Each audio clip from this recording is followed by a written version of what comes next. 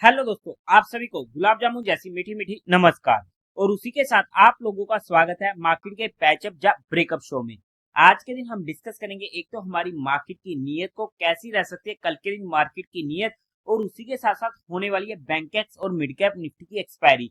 तो वहां पर कल के लिए हमारे पास निफ्टी में क्या इंपॉर्टेंट लेवल्स निकल कर आने वाले हैं, उसे हम स्टडी आउट करेंगे।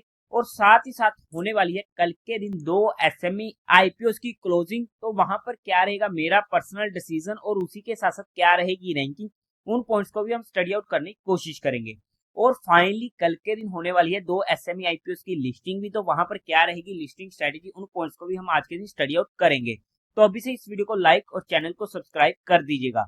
अगर हम सबसे पहले फ्राइडे के दिन का एफआई और डीआई डाटा देखते हैं तो वहां पर डीआई ने 1237 करोड़ की बाइंग करी है, वहीं पर एफआई ने 1790 करोड़ की सेलिंग करी है। नेट में सेलिंग का फिगर होने वाला है जो हमारे लिए और मार्केट के लिए नेगेटिव हो जाता है। अब अगर हम सबसे पहले आईपीओ को देख लेते हैं तो वहां पर कल के दिन 24 को दो आईपीओ क्लोज होने वाले हैं, बिन्नी इमिग्रेशन एंड ई न्यूट्री का।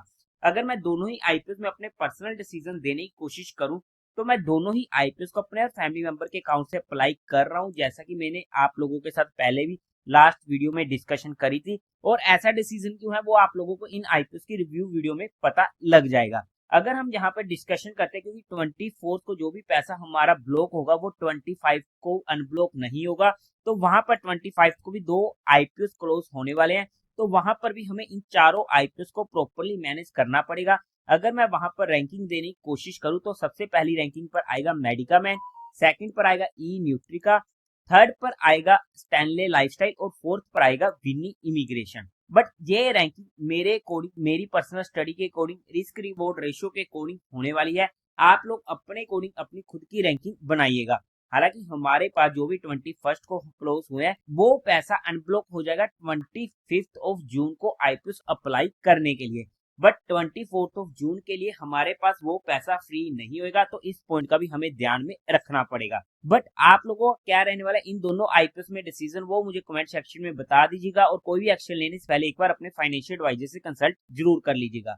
अगर हम बात करते हैं दो एसएमई आईपीओ जिनकी होने वाली है लिस्टिंग, वो होने वाले हैं जीपीईएस सोलर एंड यूनाइटेड कोटफैब। मैंने पर्सनली जीपीईएस सोलर को अप्लाई किया था बट मुझे अलॉट नहीं हुआ है। अगर मैं अपनी पर्सनल लिस्टिंग स्ट्रेटेजी की बात करूं, अगर ये आईपीओ मेरे पास होते तो हर एसएमई आईपीओ में मेरा सिंगल ही रूल बना हुआ है लिस्टिंग परस्पेक्टिव, कि जैसी वो आईपीओ लिस्ट होता है इमीडिएट वहां पर मैं बुक करने की कोशिश करता हूँ।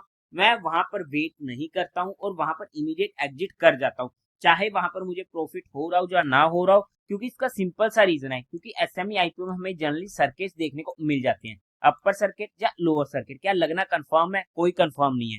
अगर लगता है तो कौन सा लगेगा किसी को भी नहीं मालूम। बट अगर बाय चांस लोअर सर्किट लग जाता है तो हमें दिक्कतें होनी शुरू हो जाती है, क्योंकि हमारा वहां पर तब तक एग्जिट नहीं हो पाता। इसलिए मैं वहां पर इन सर्किट के चक्कर में नहीं पड़ता हूँ और वहां पर इमीडिएट बुक करने की कोशिश करता हूँ। हाउ एवर अगर वहीं पर अपर सर्किट लग जाता है वहां पर हमें मजे भी आने शुरू हो जाते हैं। तो इसलिए आपको अपने रिस्क रिवॉर्ड रेशियो और अपने माइंडसेट के अकॉर्डिंग कोई भी काम करना पड़ेगा।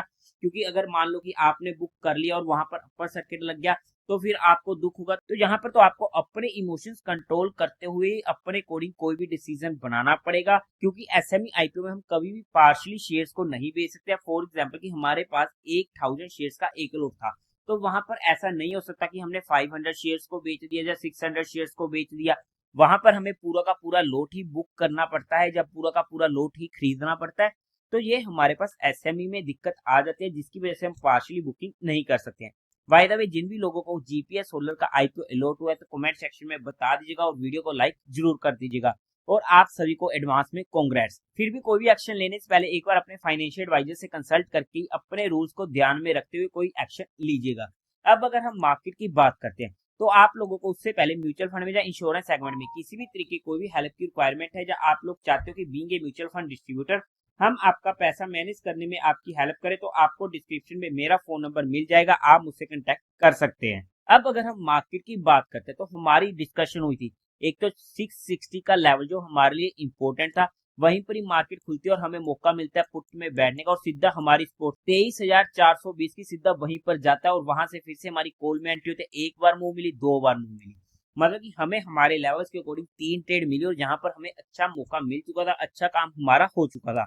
अब अगर हम कल के लिए मार्केट की बात करते हैं तो आप ध्यान से देखो, पिछले कुछ टाइम से ना मार्केट एक फ्लैट बेस का पैटर्न बना रहा है।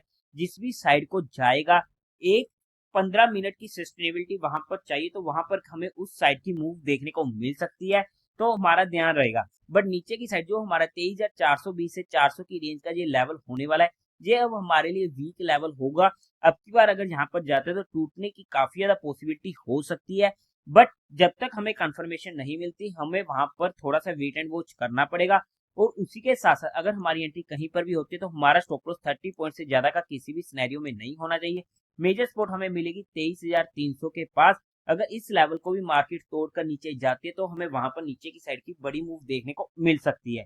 ऊपर की साइड हमारे लिए 23,650 से 670 का रेंज हमारे लिए एक इमीडिएट रेजिस्टेंस का काम करने वाला है।